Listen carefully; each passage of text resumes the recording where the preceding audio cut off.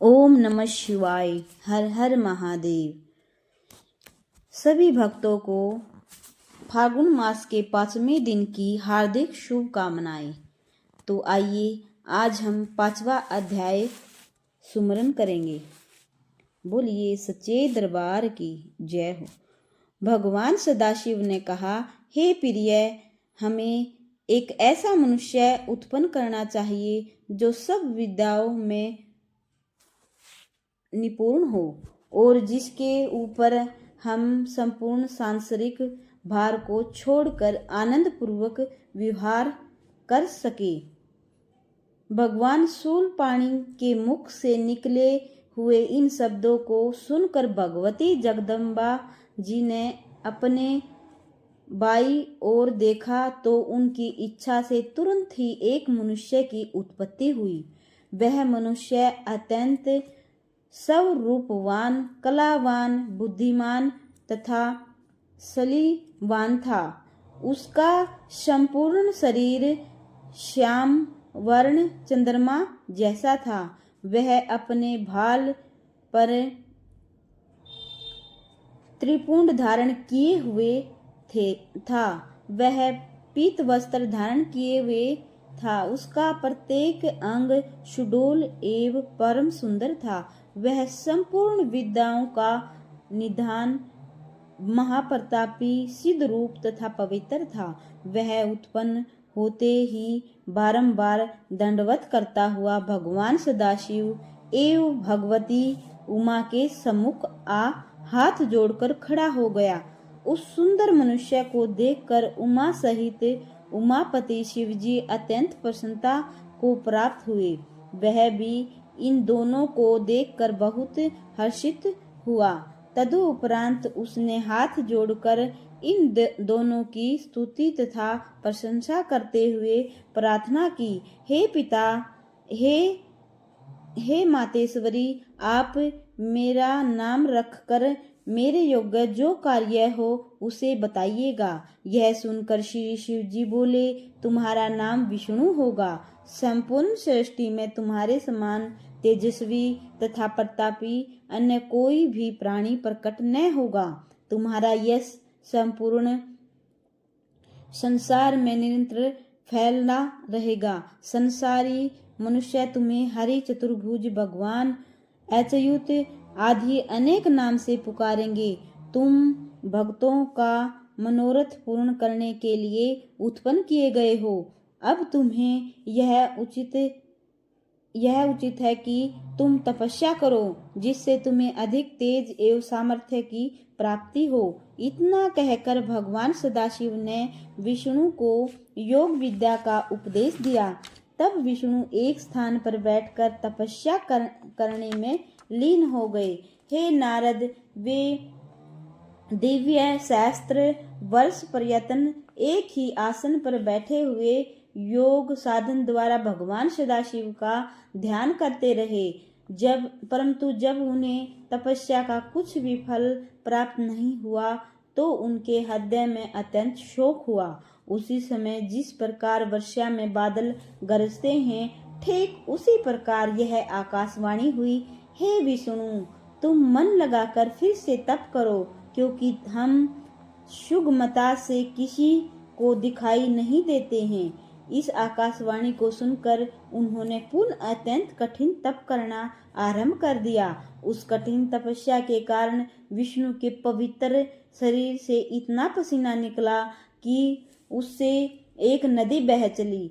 उस अवस्था में बैठे हुए विष्णु जब मूर्छित हो गए, तब उनका नाम तीनों लोकों में हर नारायण प्रसिद्ध हुआ।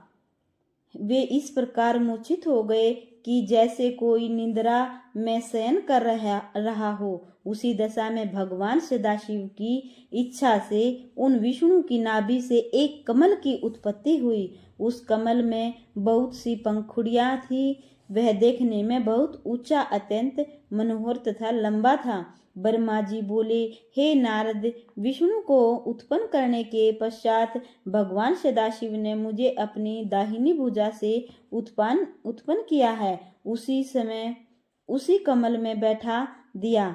मेरा रंग लाल था, मेरे 4 मस्तक थे जो चारों दिशाओं की ओर खुल रहे थे। मेरे अन्य सभी अंग विष्णु के समान ही थे। मैं भी अत्यंत सामर्थ्यवान एवं तेजस्वी था। उसी समय मैंने यह आकाशवाणी सुनी, हे पुत्र, तुम्हारे अज, ब्रह्मा, दाता, विधाता, परजैश, परम परम श्रेष्ठी, बहुगर्भ आदि अनेक नाम होंगे, परंतु मैं उस समय यह नहीं जान सका कि मुझे उत्पन्न करने वाला कौन है। हे नारद, भगवान सदाशिव की माया तीनों भुवनों को घेरे हुए है। वे जो चाहते हैं वही होता है। अस्तु, जब मैं यह नहीं जान सका कि मैं किसके द्वारा उत्पन्न हुआ हूँ और किसका पुत्र हूँ तथा उस कमल के पुष्प की जड़ कहाँ है, तब मैंने अपने मन में यह विचार किया कि जिसके मूल से यह कमल का पुष्प उत्पन्न हुआ है वही मेरा पिता होगा। ऐसा निश्चय करके उस कमल की जड़ को जन्म देने वाले अपने पिता का पता लगाने के लिए मैं उस कमल की डंडी के मार्ग से उस जल के भीतर जा पहुंचा, जिसमें होकर वह कमल नाल ऊपर को निकली हुई थी। यद्यपि मैं उस कमल नाल के सहारे सैकड़ों कोसों तक पानी के भीतर चला गया, परंतु मुझे उसके उद्गमन स्थान का कोई पता नहीं चल सका। तब मैं निरंतर 100 वर्षों तक प्रयत्न करने के बाद निराश हो जाने के शोक से व्याकुल होकर उसी स्थान पर पुनः लौट आया। यहाँ से नीचे की ओर गया। जब मैं पुनः ऊपर लौट कर आया तो यह देखकर मेरे आश्चर्य की सीमा नहीं रही कि वहाँ वह कमल पुष्प कहीं भी दिखाई नहीं देता था जिस पर मैं पहले बैठा हुआ था। इस अद्भुत दृश्य को देखकर मुझे अत्यंत चिंता हुई। तब मैंने इस संपूर्ण सृष्टि के स्वामी से अपनी रक्षा करने की प्रार्थना की। हे नारद, उस समय मुझे चिंता युक्त देखकर आकाशवाणी हुई, जिसके द्वारा 2 अक्षर प्रकट हुए। उन अक्षरों के सहारे 16 तथा 21 अक्षरों का और ज्ञान हुआ, जिनसे मैं बहुत सी बातों को जान सका। ठीक उसी समय भगवान सदाशिव की इच्छा से उस जल में अचेत होकर पड़े हुए विष्णु सचेत होकर मेरे समीप आए। वे रत्न जड़ित किरीट आदि को धारण किए हुए थे। उनके शरीर का रंग मेघ के समान श्यामल था। उनके इस मनोहारी प्रकाशमान स्वरूप को देखकर मैं आश्चर्यचकित रह गया। इतनी कथा सुनकर ब्रह्मा जी ने कहा, हे नारद, इसमें किसी प्रकार का संदेह नहीं करना चाहिए, क्योंकि भगवान सदाशिव जो चाहते हैं वही होता है। अस्तु, मैंने विष्णु के उस स्वरूप को देखकर पूछा, आप कौन हैं? विष्णु ने उत्तर दिया, हे ब्रह्मन, हम ब्रह्मा, अलख निरंजन, हरि भूपति, निर्विकार, अचिंत्य तथा सतचित आनंद स्वरूप हैं। हम तुम्हारे पिता हैं। हमारे ही नाभि कमल द्वारा तुम्हारी उत्पत्ति हुई है। अब तुम निर्भय हो जाओ, क्योंकि हम तुम्हारे रक्षक हैं।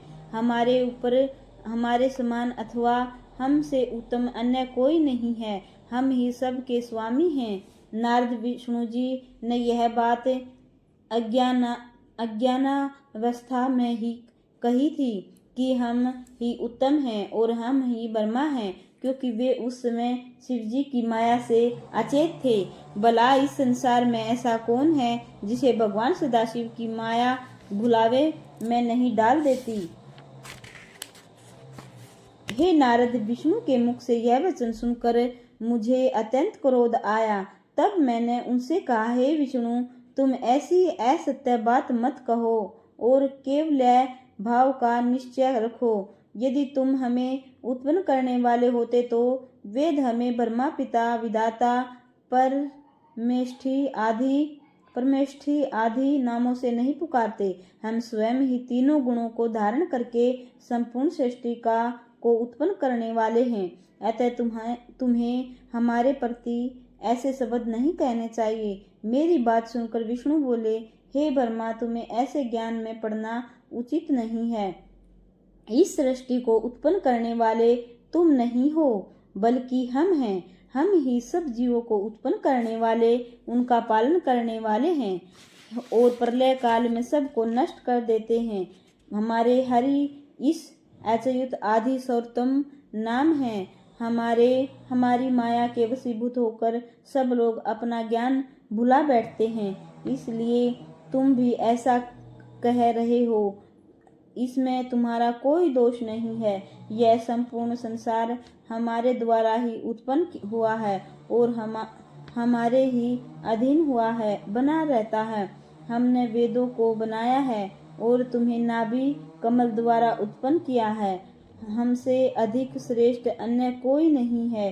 तुम अपने नामों पर अहंकार मत करो तथा क्रोध को त्याग कर जो वचन कहने योग्य तथा उचित हैं उन्हीं का प्रयोग कर, क्योंकि जिस प्रकार अंधा मनुष्य आंखों की महिमा का निर्धन मनुष्य धनवान की अवस्था का वर्णन करे, उसी प्रकार वेद ने भी तुम्हारे नामों का वर्णन किया है। यदि तुम हमारा पूजन करोगे तो वह शुभ होगा, अन्यथा हम तुम्हें अपनी शक्ति द्वारा नष्ट कर देंगे। हे नारद, विष्णु के ऐसे अहंकार पूर्ण शब्द सुनकर पहले तो मुझे बहुत हंसी आई, फिर हृदय में इतना क्रोध उत्पन्न हुआ कि मैं उनका शत्रु बन गया और उनसे इस प्रकार कहने लगा, हे विष्णु, जिस प्रकार गुरु अपने शिष्य को झिड़क कर बुलाता है, उसी प्रकार तुम अपने उपदेश क्यों दे रहे हो।